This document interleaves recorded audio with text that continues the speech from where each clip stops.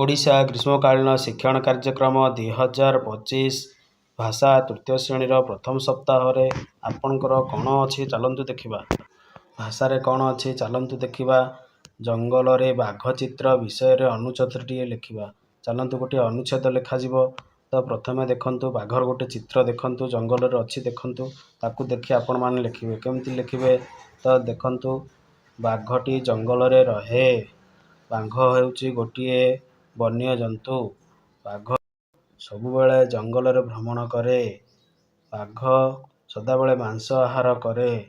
ବାଘର 4ଟି ଗୋଡ଼ ଅଛି, 2ଟି ଆଖି, 2ଟି କାନ ଏବଂ ତା ଦେହରେ ପଟା ପଟା ଦାଗ ଥାଏ। ବାଘ ତାର ପଞ୍ଝା ଓ ଦାନ୍ତରେ ଶିକାର କରିଥାଏ।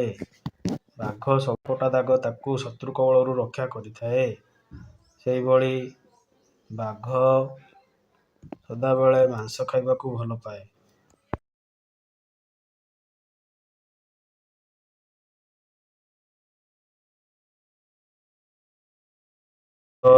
ଲମ୍ବା ଲାଞ୍ଜଟିଏ ଥାଏ ଏବଂ ସେ ଯେତେବେଳେ ଶିକାର ଆକ୍ରମଣ କରେ ହେଣ୍ଟାଳ ଶବ୍ଦ କରିଥାଏ। ବାଘ ଘୋର ଜଙ୍ଗଲରେ ରହିବାକୁ ସର୍ବଦା ଚେଷ୍ଟା କରେ। ଏଭଳି ଭାବରେ ଆପଣ ବାଘ ବିଷୟରେ ଅନୁଚ୍ଛେଦଟିଏ ଲେଖିବେ। ଏହି ଅନୁଚ୍ଛେଦଟି ଆପଣଙ୍କର ପିଲାମାନଙ୍କୁ ମଧ୍ୟ ଲେଖିବା ପାଇଁ କହିବେ, ଯାହାକି ଆପଣ ଗ୍ରୀଷ୍ମକାଳୀନ ଶେଷ ପରେ ଯାହା ଖାତାରେ ଲେଖିଥିବେ ତାକୁ ଆଣି ଆପଣଙ୍କର ଶିକ୍ଷକଙ୍କୁ ଦେଖାଇବେ।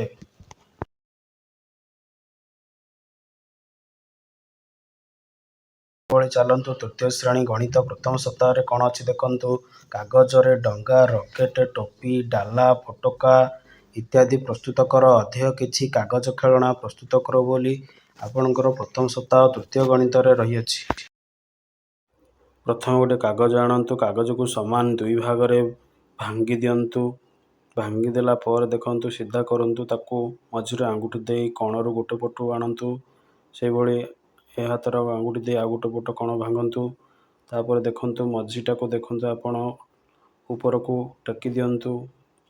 ତାପରେ ଆପଣମାନେ ତଳପଟା ବି ସେମିତି ଉପରକୁ ନେଇକି ଭାଙ୍ଗି ଦେବେ।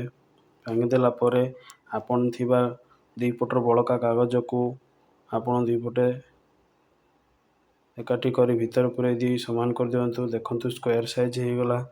ପୁଣି ଆପଣମାନେ ତାକୁ ଉପରକୁ ଭାଙ୍ଗନ୍ତୁ। ପୁଣି ତାର ପଛପଟକୁ ଓଲଟେଇ ଦେଇ ପୁଣି ତାକୁ ଉପରକୁ ଭାଙ୍ଗନ୍ତୁ। ପୁଣି ଆପଣ ସ୍କୋୟାର ସାଇଜ ଦେଖନ୍ତୁ କରନ୍ତୁ। ପୁଣି ତାକୁ ଉପରକୁ ଭାଙ୍ଗନ୍ତୁ। ପୁଣି ତାକୁ ଓଲଟାଇ ଉପରକୁ ଭାଙ୍ଗନ୍ତୁ। ଏଭଳି ଭାଙ୍ଗି ସାରିଲା ପରେ ଆପଣ ଖୋଲନ୍ତୁ।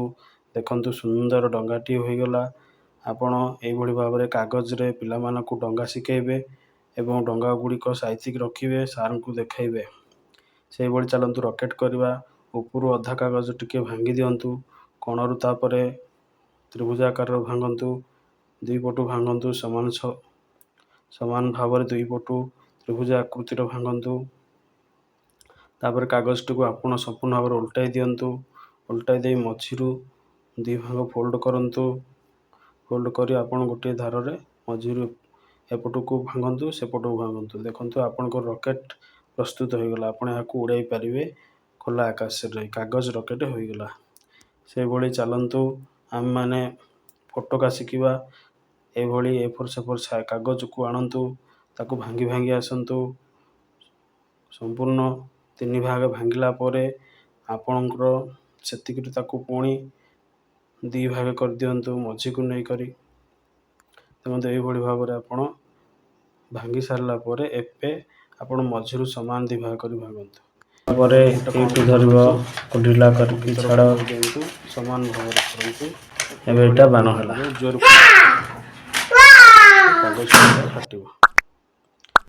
ସେଇଭଳି ଦେଖନ୍ତୁ ଆପଣଙ୍କର କାଗଜ ଟୋପି ଦେଖନ୍ତୁ, ଯାହାକି ମୁଣ୍ଡରେ ଆପଣ ପିନ୍ଧି ପାରିବେ। ଦେଖନ୍ତୁ ଡଙ୍ଗା ଯେମିତି କରୁଥିଲେ ଆପଣ କରିବେ ଏବଂ 2 ପଟ